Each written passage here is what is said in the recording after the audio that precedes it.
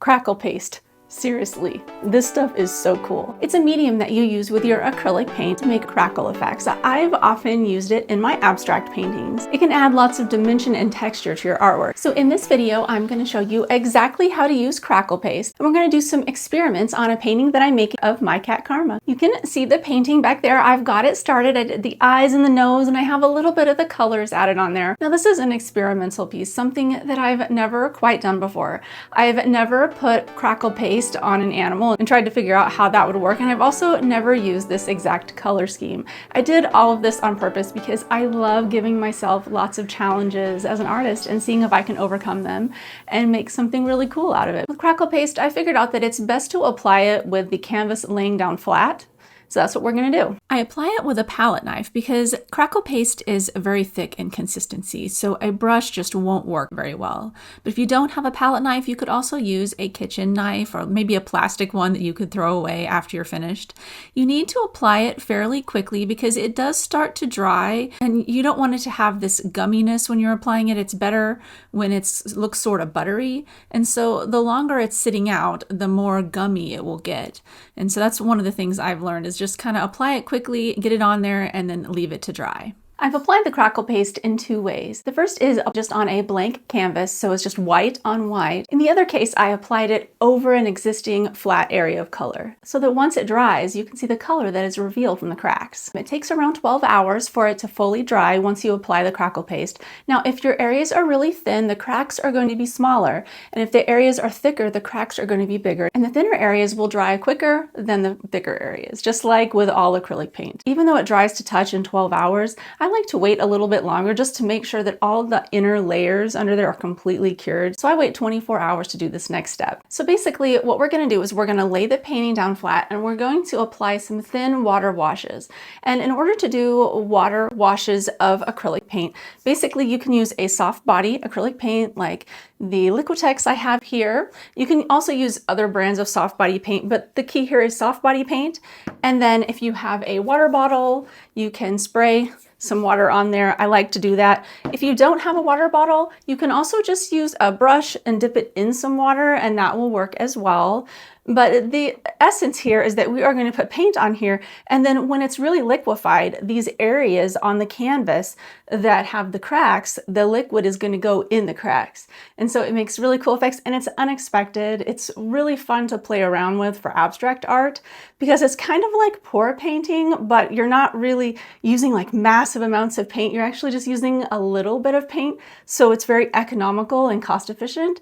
And yeah, it's super fun. I always found that wearing gloves is really good when you're doing this because the paint's going to get all over your hands if not.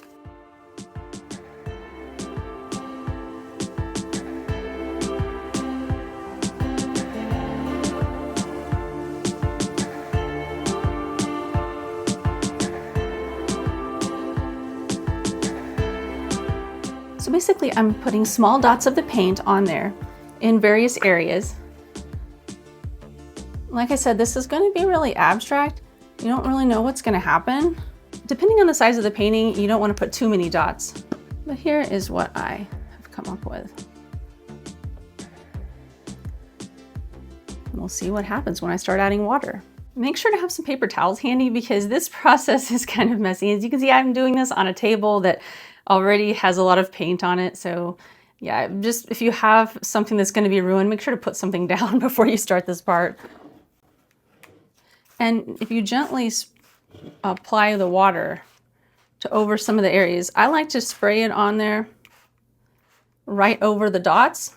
And then you start to just kind of move it around from side to side.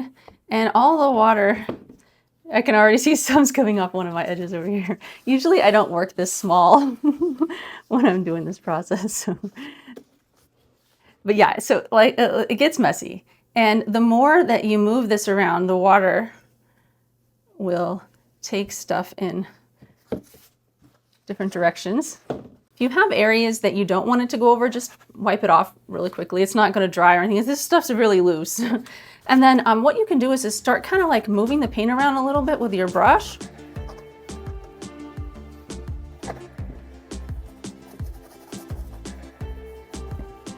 I have some of the paint in there from the other colors.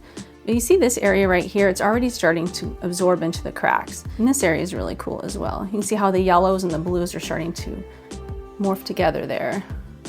This area is going into the cracks as well. You can start to see that the paint is dripping down. If it goes in an area that you don't want it to go, just dab it off. But I find that doing this makes really interesting effects. And if it starts drying out a little bit, then you can add a little bit more spray on there.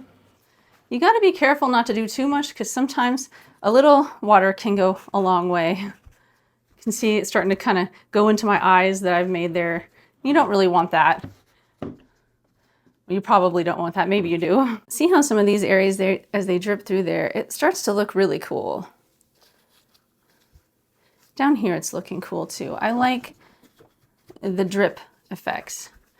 And you can't really do this any other way than adding water to the paint. You make cool looking areas. Now I like to take a step back from it and assess every once in a while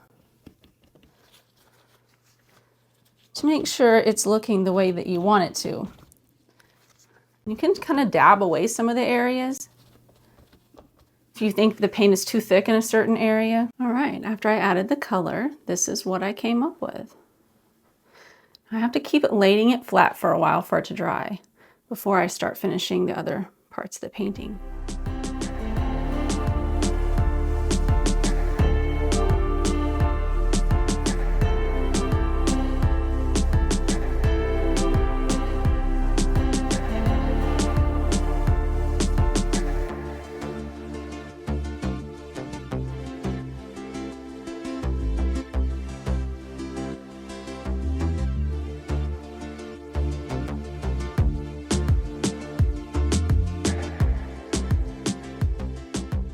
My painting is almost finished. As you can see, I haven't quite completed the whiskers, but all of the sections of Crackle Paste are done, and I just love how they turned out. It added so much interesting texture to my painting, and the color play of the water washes is beautiful. There are so many other acrylic mediums that are so fun to use while you paint. If you'd like to learn about them, watch this video. All right, thank you so much for watching. See you next time.